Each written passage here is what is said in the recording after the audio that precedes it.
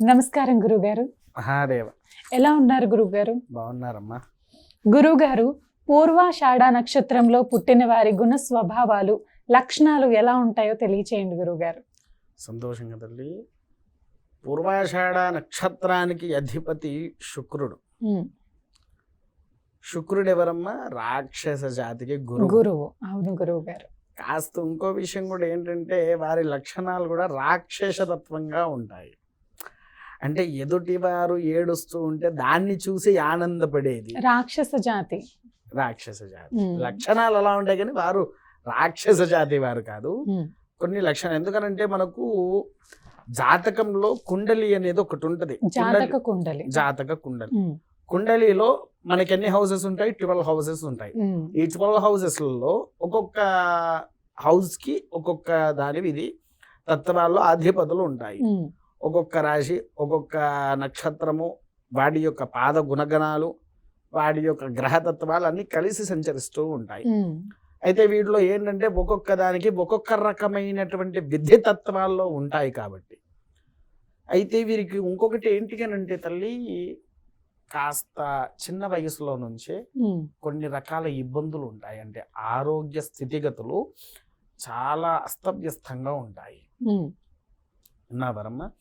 ఆ ఆరోగ్య స్థితిగతుల వల్ల వారు చేసే పనులు కూడా మర్చిపోతారు. చేసే దాని మీద శ్రద్ధగా ఉండరు. ఇంకా ఒక్కొక్కసారి ఏంటి అంటే వీళ్ళు కొన్ని విషయాల్లో డాంబికానికి బాగా వెళ్తారు. నా అంతటి వారు లేరు అని. అవసరమైన విషయానికి రారు, అనవసరమైన విషయానికి ముందుకెళ్తారు వీళ్ళు. విన్నావా తల్లి?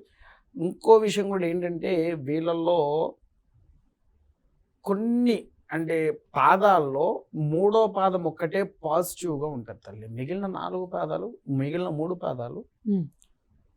క్రియేటివ్గా ఉంటాయి. ఇంకొకటి కూడా ఏంటి అంటే విద్యాపరంగా కానివ్వండి, వ్యాపార పరంగా కానీ, రాజకీయ పరంగా కానీ మంచి ఎదుగుదల ఉంటుంది వీళ్ళకు. అక్కడ కూడా ఏంటి అంటే పక్క వాళ్ళని తొక్కే వీళ్ళు పైకి ఎదుగుతూ ఉంటారు. పక్క వాళ్ళను ఎంతసేపు పైకి పెంచరు వీళ్ళు. విన్నావా తల్లి? కాకపోతే ఇంకో విషయం కూడా ఏంటి అంటే విద్యార్థుల స్వభావం ఎలా ఉంటుంది గురుగారు? విద్యార్థుల స్వభావం తల్లి ఇప్పుడు నీకు తెలిసే ఉంటుంది అనుకుంటా. ఈ నడుస్తున్న సమాజంలో వాడు 6వ తరగతి పిల్లవాడు కూడా చేతిలో ఇట్లా పెట్టుకుంటున్నాడు స్మోక్. వ్యసనాలకు రూపొందుకుంటారు. వ్యసనాలకు రూపము అనేటువంటిది వస్తుంది వీరికి. ఈ వ్యసన లోపాల వల్ల వారు చేసే తత్వాలన్నిటి కూడా మారిపోతూ ఉంటాయి. విన్నావా తల్లి?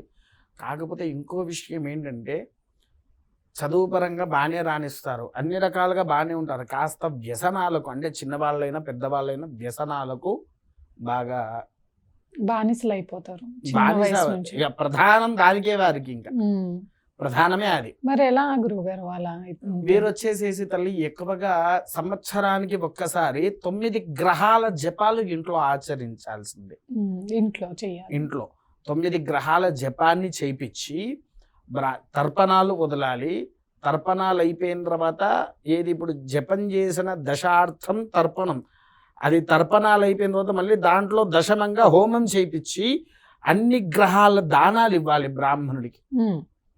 అన్ని గ్రహాల దానాలు ఇవ్వాలి బ్రాహ్మణుడికి. తర్వాత ఇంకొకటి వీళ్ళు ఏంటికనంటే ఎక్కువగా సరస్వతీదేవి ఆరాధన కానివ్వండి, భద్రకాళీదేవి ఆరాధన కానివ్వండి చేస్తే అద్భుతమైన ఫలితాలు కూడా వారికి వస్తూ ఉంటాయి. కాకపోతే ఏంటి అనంటే మనకు కొన్ని గంధాలు ఉన్నాయి తల్లి. అవును గురుగారు, తెలియజేస్తూనే ఉన్నాను. అందులో శ్వేత గంధం చూసావు కదా? ఆ శ్వేత గంధాన్ని వీళ్ళు వాడాలి. ఈ శ్వేత గంధాన్ని గనక వారు పెట్టుకుంటే వారికి కావాల్సినటువంటి ఒక మంచి యోగ్యత అనేది వారికి అందింపజేయడం జరుగుతూ ఉంటుంది తల్లి. ఇది రోజు ఎలా ధరించాలి గురుగారు? అంటే మామూలుగా ఇలా చేతితో పెట్టుకోవచ్చా? ఇలా మామూలుగా అట్లా పెట్టుకుంటారు కదా, కానీ అలా కాకుండా 2 గింజలు చేతిలో వేసుకొని ఒక చుక్క నీళ్లు వేసి తడిపేసి మనం భస్మము గంధము తడుపుతాను చూసావు కదా తల్లి, అలా తడిపేసి దాన్ని పెట్టుకుంటే చాలు. అద్భుతమైన మంచి ఫలితాలు వారికి వచ్చి అమోఘమైనటువంటి రూపాన్ని అందింపజేస్తుంది. ఇది ఎలా దొరుకుతుంది గురుగారు? అంటే శ్వేతగంధం అనేది మార్కెట్లో అందుబాటులో లేదు కదా? ఉండదమ్మా. ఇది ఎక్కువగా ఏంటి అంటే ఎక్కడా దొరకవు. ఒకవేళ దొరికితే మీకు ఎక్కడైనా బయట, ఎందుకంటే నేను తయారు చేసిన తర్వాత కొన్ని షాపుల వాళ్ళు అడిగితే పంపించాము, చూపించాక. ఒకవేళ ఎవరికైనా కావాలి అని అంటే షాపులో పంపించింది మాత్రం బట్టిదే అమ్మ. మామూలుగా అంటే ఇట్లా తయారు చేసి పంపించిందే. మా దగ్గర మాత్రం ఏంటి అని అంటే 3 మాసాలు అంటే 90 రోజులు అమ్మవారి దగ్గరనే పెట్టి పూజాధికాలు గావించి దీంట్లో ఒక అపూర్వ శక్తిని వేసి పెట్టుకునే వారికి కూడా ఇది పెట్టుకున్నందుకు మనసు ఎటువంటి కల్మషాలు లేకుండా, ఎటువంటి బాధలు కూడా పడకుండా, ఎటువంటి రోగాలు కూడా రానివ్వకుండా సంరక్షణగా ఉండాలని ప్రతి ఒక్కరూ ఇది ధరిస్తే ఆ తల్లి అనుగ్రహము, ఎందుకంటే మనకు సామెత ఉంది, తల్లి చల్లని చెయ్యి మన మీద పడిన, తల్లి యొక్క చల్లని చూపులు మన మీద ఉన్న లోకాన్ని విజయంగా సాధిస్తాము అనేటువంటి సామెతలు ఉన్నాయి కదా తల్లి. అలా ఇది తల్లి దగ్గరనే పెట్టి పూజింప చేసినవి కాబట్టి దీన్ని ఎవరైతే ధరిస్తారో వారికి సకల కష్టాలు కూడా తొలగిపోతాయి అనేటువంటిది ఖచ్చితంగా చెప్పగలుగుతాము తల్లి. ఇది మరి ఎలా ఆర్డర్ చేసుకోవాలి గురువు గారు?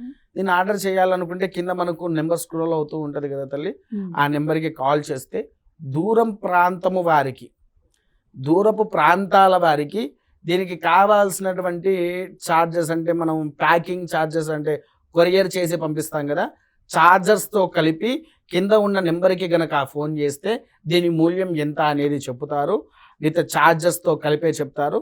ఇలా ఆర్డర్ పెట్టుకుంటే సరిపోతుంది. ఖచ్చితంగా కింద ఉండే ఫోన్ నెంబర్కి ఫోన్ చేస్తే దీనికి సంబంధించిన పూర్తి వివరాలను అందింపజేసి దూరపు ప్రాంతాల వారికి కొరియర్ ఛార్జెస్ ఖచ్చితంగా ఉంటాయి. అవి మనం పంపిస్తాము కాబట్టి ఆ ఛార్జెసే తీసుకొని వాళ్ళకి పంపిస్తాం. ఈ పూర్వాషాఢ నక్షత్రం వాళ్ళు ఏ రాశికి చెందిన వాళ్ళు గురువు గారు? తులారాశి వారు చెందిన వారు తల్లి.